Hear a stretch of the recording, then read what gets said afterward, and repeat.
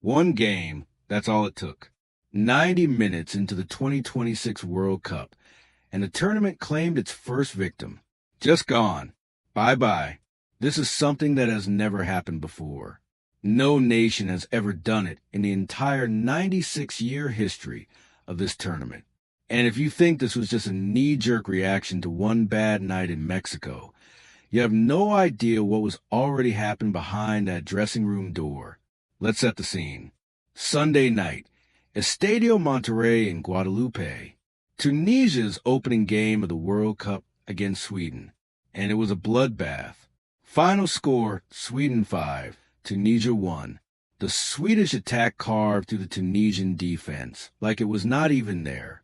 Alexander Isak scored, Victor Gyökeres scored, Matthias Svanberg scored. It was one of the most lopsided results in Tunisia's entire World Cup history. But here's the part that really twisted the knife.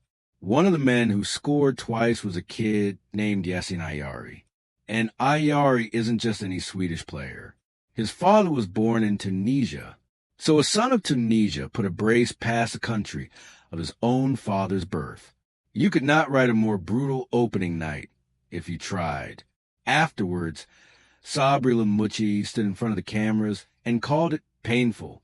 He said, and I am quoting him, "We are shooting ourselves in the foot. We are hurting ourselves."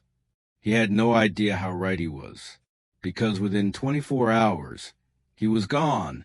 Now, on the surface, sacking a coach after one game looks insane, panic, madness. But the second you look behind the curtain, the picture completely changes because Lamouchi was already a dead man walking before he ever set foot in Mexico. Start with the results. This was not some respected coach who hit one bad night. In his entire time in charge of Tunisia, Lamouchi won exactly one game out of 5. One. His only victory was a 1-0 win over Haiti. That's it. And the warm-ups going into this World Cup, a horror show. Tunisia lost 1-0 to Austria. Then, and this is the one that set off the alarm bells, they got absolutely destroyed 5-0 by Belgium. 2 warm-up games, 0 goals scored, 6 conceded. The rumors of discontent inside the camp started right there. But the results were only half of it. The real problem was the dressing room, and it was already on fire. Watch the Sweden game closely, and you could actually see it. In the 72nd minute, with Tunisia getting taken apart, Lamouchi subbed off his defender Yohan Benalouane. And Benalouane did not hide it. He walked off visibly furious at his own coach on live television for the whole world to see. When your own players are openly seething at you in the middle of a World Cup match, the relationship is already dead. And then there's a detail that really tells you how far gone this was. According to reports out of camp, Lamouchi brought his own son into Tunisia's training base during their World Cup preparations. Music. The federation was not happy. Officials reportedly wanted to know why someone who was not part of the official delegation was getting access to the squad. And they asked Lamouche to explain himself. Think about that.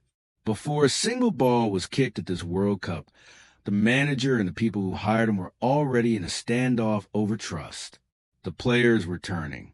The federation was suspicious. The results were a disaster. The Sweden game did not cause a sacking. It was just a match that lit the fuse on a bomb that was already ticking. Here's where it gets even crazier. Because Lamouche just walked straight into the World Cup record books for all the wrong reasons.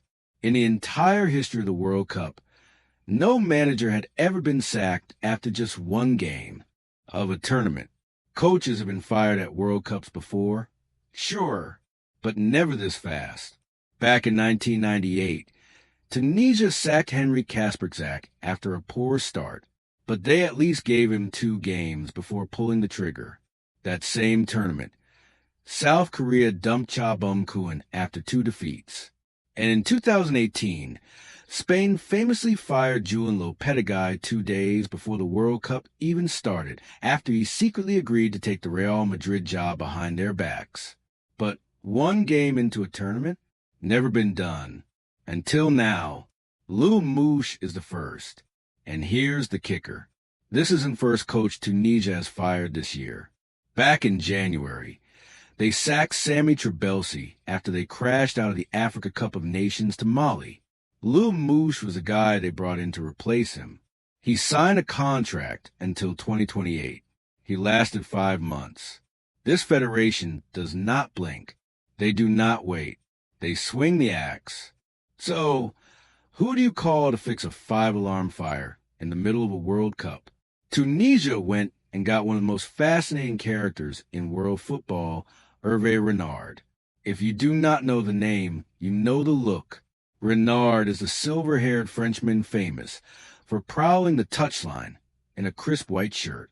He is making history of his own because this is now his 3rd straight World Cup with a 3rd different country. Morocco in 2018, Saudi Arabia in 2022, Tunisia in 2026.